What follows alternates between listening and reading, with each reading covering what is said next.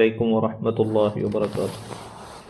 الحمد لله رب العالمين والصلاة والسلام على أشرف المرسلين وعلى آله وصحبه أجمعين. أما بعد رب اشرح لي صدري ويسر لي أمري واحلل عقدة من لساني يفقهوا قولي.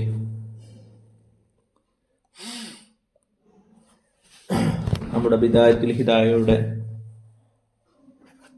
അടുത്ത ക്ലാസ്സാണ്. സുമ്മ യദക്കൽ യുംന, മുഖം കഴുകിയതിന് ശേഷം വുളൂഇൽ ചെയ്യേണ്ട കാര്യങ്ങളാണ്.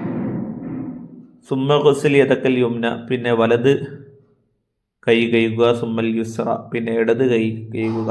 രണ്ട് കൈയും അൽ മിർഫഖൈനി ഇല അൻസാഫിൽ അബുദൈനി, തോളം കൈയിൻ്റെ പകുതി വരെ കഴുകണം.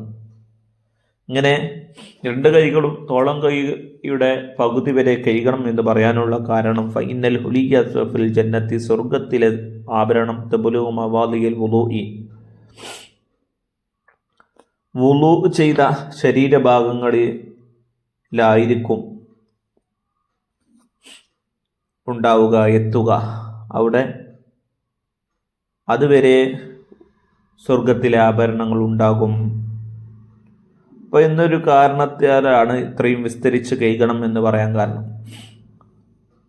അപ്പോൾ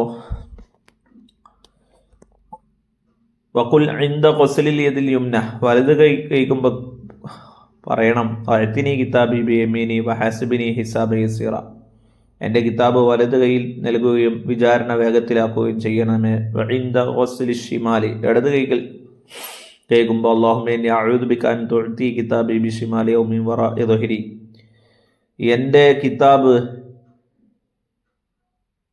ഇടത് കൈകൊണ്ട് ഇടത് കൈയിൽ തരുന്നതിനെ തൊട്ട് കാക്കുകയും അല്ലെങ്കിൽ മുതുകിൻ്റെ ബാക്കിലൂടെ തരുന്നതിൽ നിന്ന്